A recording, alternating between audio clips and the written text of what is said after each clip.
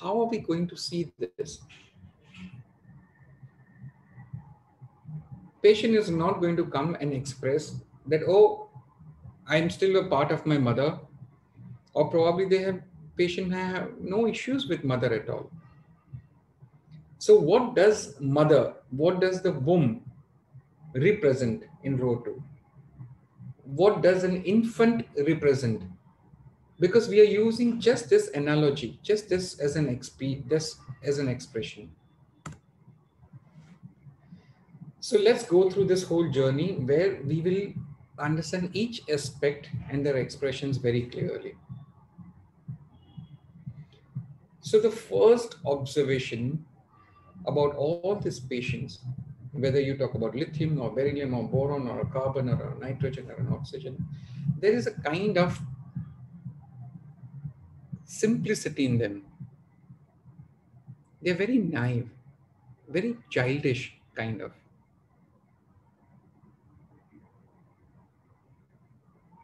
So their issues would be at a very simple level. It's not a very advanced issues like we talk about leadership, or we talk about performance, or we talk about security, or even about the identity and the kind of appearance. What we would see further in row 3, 4, 5, 6, 7.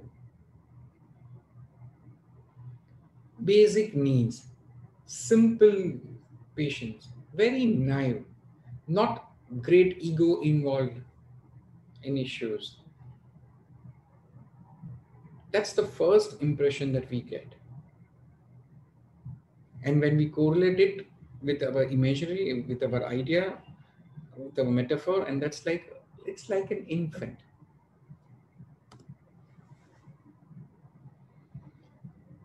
Their main concern is whether they are in the womb or the protective shell or a covering, or they are outside of it.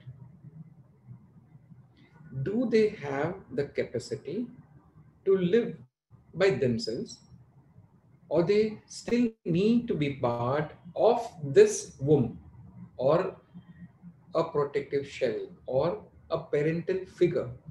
So when I say mother or a womb, it represents somebody who represents and provides them with this principle, and that's care, that's nourishment, that's protection, that is security. It can be father, it can be mother, it can be friend, it can be teacher, it can be any person. And usually they would find out somebody around them. It could be my partner, it could be my teacher, it could be my friend,